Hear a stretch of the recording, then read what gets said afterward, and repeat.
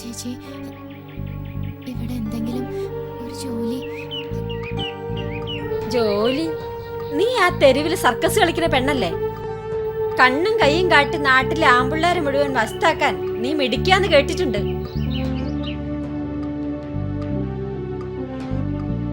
നീ എന്ത് വിശ്വസിച്ച വീട്ടിൽ കയറ്റാ? കണ്ട ആണുങ്ങളുടെ ഒക്കെ മുമ്പിൽ അഴിഞ്ഞാടി നടക്കണ പെണ്ണ്.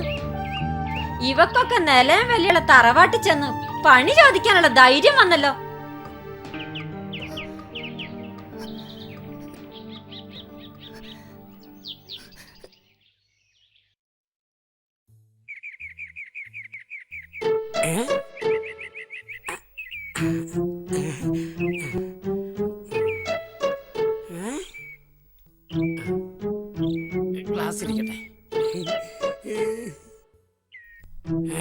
എന്നാ കൊച്ചാ വന്നേ? എനിക്ക് എന്തെങ്കിലും ഒരു ജോലി കിട്ടോ? അതൊക്കെ തരാം. ഖത്തർ, കുവൈറ്റ്, ദുബായ്, ഉഗാണ്ട, ആ രാജ്യത്ത് ഞാൻ എത്രയോ പേരെ ജോലിക്ക് വിട്ടിട്ടുണ്ട്. എടി കൊച്ചേ, നീ പാസ്പോർട്ട് കൊണ്ടുപോവാ. തന്നാൽ 15,000 സാലറി കിട്ടുന്ന നല്ലൊരു വലിയ ജോലി വാങ്ങിത്തരാം.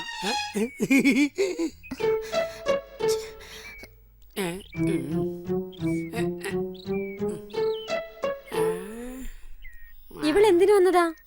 ആ ഒരു ജോലി. അമ്മ, എന്തെങ്കിലും ഒരു ജോലി വേണം. നീ സർക്കസ് ഒക്കെ നിർത്തിയോ? നിർത്തി. അപ്പം മരിച്ചതോടെ എല്ലാം നിർത്തി. അപ്പ ഇല്ലാതെ ആടാനും പാടാനും ഒന്നും എന്നെ കൊണ്ട് പറ്റില്ല. അതുകൊണ്ടാ. എന്നാ നാളെ മുതൽ ജോലിക്ക് വാ. ഞാൻ ഉറപ്പായിട്ടും വരാം. ശരി, പോയിട്ട് വാ.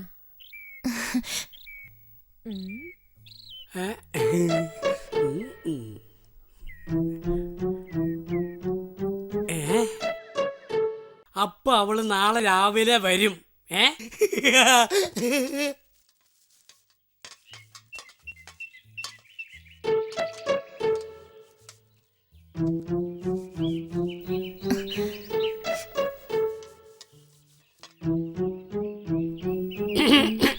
എന്താ സർ?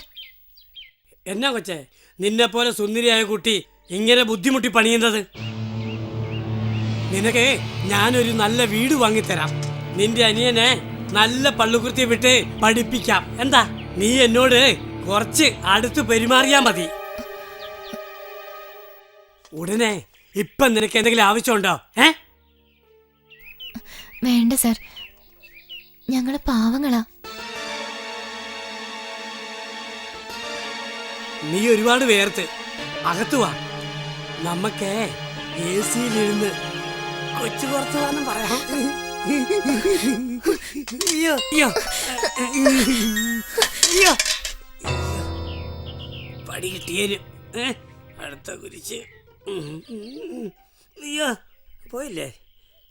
ആയി. ഓ അയ്യോ.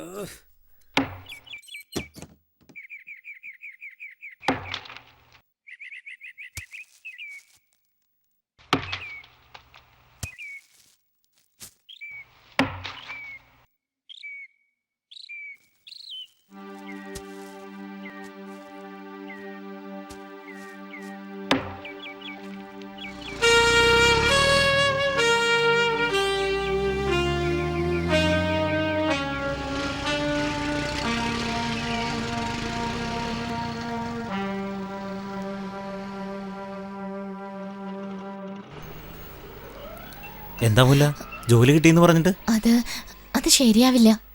എന്തേ? മാനം വിറ്റ് ജീവിക്കാൻ നമ്മളെ കൊണ്ടാവില്ലല്ലോ. ആരാത്? ഏതാ വീട്? വേണ്ടണ്ണ, അവരോട് എതിർക്കാൻ നമുക്കാവില്ലല്ലോ. അത് കണ്ടിട്ടല്ലല്ലോ ഇത്രയും കാലം ഈ ലോകത്ത് നമ്മൾ ജീവിച്ചത്. നമുക്കിഷ്ടമില്ലാത്തത് നാം ചെയ്യാതിരിക്കുക, അത്ര തന്നെ. സാരമില്ല മുല്ല, എല്ലാം ശരിയാവും. എൻ്റെ മനസ്സങ്ങനെ പറയുന്നു. എന്നാലും നാടോടികളാണെങ്കിലും നമുക്കും വേണ്ടേ ഒരു ജീവിതം? വേണം. അല്ലെങ്കിലും എന്തിനും നമുക്ക് നാം തന്നെയല്ലേ ഉള്ളൂ.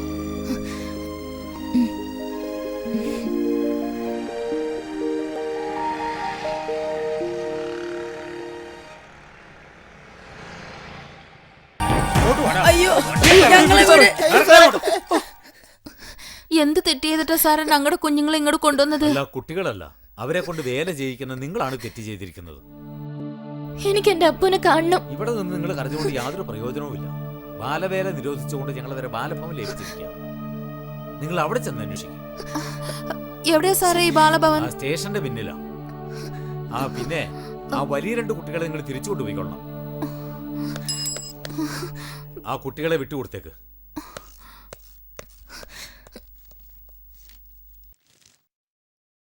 ഞങ്ങൾക്ക് പറയാനുള്ളത് നിങ്ങൾ കേൾക്കണം. നിങ്ങൾ അവരെ അത്രയ്ക്ക് സ്നേഹിക്കുന്നുണ്ടെങ്കിൽ അവർ നല്ല ഭക്ഷണം കഴിച്ച്, നല്ല വസ്ത്രം ധരിച്ച്, നല്ല വിദ്യാഭ്യാസം നേടി ഉയർന്ന രീതിയിൽ ജീവിക്കുന്നത് കാണാനല്ലേ നിങ്ങൾ ആഗ്രഹിക്കേണ്ടത്? കാലങ്ങളായിട്ട് നാടും വീടും വിട്ട് അലയുന്ന നിങ്ങൾക്ക് അതിന് സാധിച്ചില്ല, ആഗ്രഹിച്ചിട്ടും. അതല്ലേ സത്യം. നിങ്ങൾ അങ്ങനെ ആയതുകൊണ്ട് നിങ്ങളുടെ മക്കളും അതേ രീതിയിൽ തന്നെ വളർന്നു വരും. ഒരിക്കലും നിങ്ങൾക്കതിൽ കുറ്റബോധം തോന്നുകയില്ല. വാസ്തവം അതല്ലേ? സാറേ, ജീവിതകാലം മുഴുവൻ ഈ പ്ലാസ്റ്റിക് ഷീറ്റുകൾ മറിച്ച കൂരയിലാണ് ഞങ്ങൾ ജീവിക്കുന്നത്. ഞങ്ങളുടെ കുട്ടികളെ കിണറ്റിലെ തവളയാക്കാൻ ഞങ്ങൾക്ക് ഇഷ്ടമില്ല. നിവർത്തികേട് അങ്ങനെയൊക്കെ ചെയ്തു പോയി. ഞങ്ങൾക്ക് നിങ്ങളോട് കടപ്പാടുണ്ട്. പക്ഷേ പെട്ടെന്നിങ്ങനെ സംഭവിച്ചപ്പോ ഇനിയെങ്കിലും ചിന്തിക്കൂ. ഈ ലോകത്തുള്ള മറ്റെല്ലാ കുട്ടികളെയും പോലെ വയറു നിറയെ ആഹാരം കഴിച്ച്, കഥ പറഞ്ഞ്, പാട്ടുപാടി, ഒരുപാട് അറിവുകൾ നേടി, നല്ല ഉദ്യോഗങ്ങൾ വഹിച്ച് അന്തസ്സോടെ അവർ ജീവിച്ചോട്ടെ.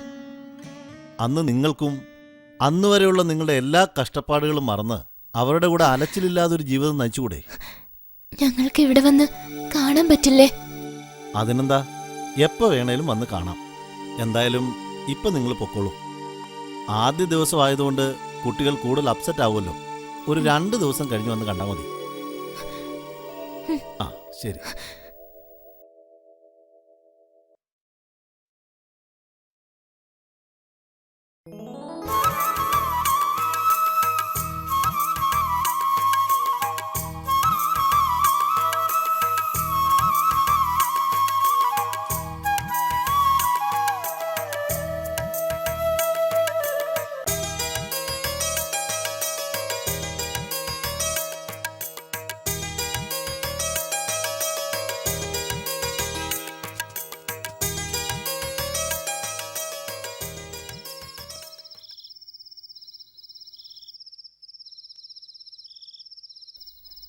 മുല്ല ഉറങ്ങുന്നില്ലേ? എനിക്ക് ഉറക്കം വരുന്നില്ല അക്ക. കള്ളം കുടിച്ച് മയങ്ങിയിട്ടാണെങ്കിലും എൻ്റെ അപ്പ ടെന്റിലുണ്ടായിരുന്നെങ്കിൽ എനിക്ക് ധൈര്യമായിരുന്നു. അറിയാതെ ഞാനൊന്ന് ഞെരങ്ങിയാൽ പോലും ഞെട്ടി ഉണർന്നിട്ട് മോളേന്ന് വിളിക്കും.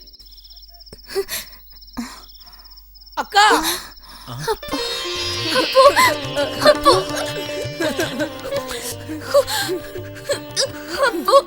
എല്ലാരും ഉറങ്ങിയപ്പോ ആരും അറിയാതെ വാതിൽ തുറന്ന്. ആരെങ്കിലും കണ്ടോടാ? ഇല്ല.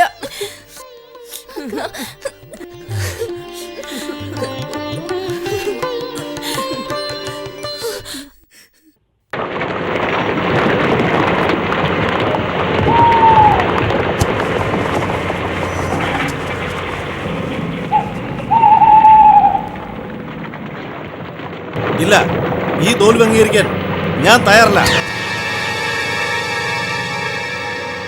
പക്ഷേ ഈ സാഹചര്യത്തിൽ ആരുടെ ഈ സാഹചര്യം ഉണ്ടാക്കിയത്? അത് പിന്നെ അത് അവളാ. അവൾ എങ്ങു നിന്നോ വന്ന തെണ്ടി പെണ്ണ്. ഒന്ന് ചുമ്മാ അനുഭവിക്കണമെന്ന് ഞാൻ കരുതിയുള്ളൂ. പക്ഷെ ഇനി ഇഞ്ചിഞ്ചെ അനുഭവിച്ച് വിശപ്പ് പിടിച്ച് നായ്ക്കൾക്ക് ഞാൻ എറിഞ്ഞു കൊടുക്കും. മുംബൈയിലെ വ്യഭിചാര തെരുവിൽ അവൾ ഒരു നേരത്തെ റൊട്ടിക്ക് വേണ്ടി കണ്ട തെരുവ് തണ്ടികൾക്ക് പോലും കിടന്നു കൊടുക്കുന്നത് എനിക്ക് കാണണം. പക്ഷേ പരോളിലിറങ്ങിയ ഈ സമയത്ത് ഒരു തെരുവ് തണ്ടെ കൊന്നതിന് കിട്ടിയ ശിക്ഷയിൽ നിന്നും കൂടുതലൊന്നും എനിക്ക് കിട്ടില്ലല്ലോ. അപ്പൊ ഇനി നശിപ്പിക്കും ഞാൻ അവളെ.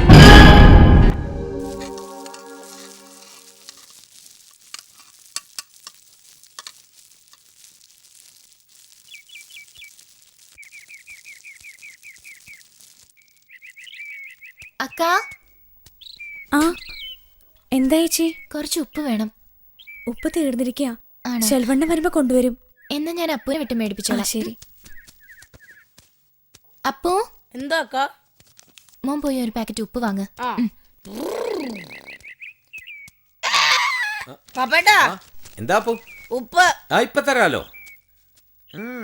കളിയൊക്കെ അടിപൊളിയാവുന്നുണ്ടാ. ഉം.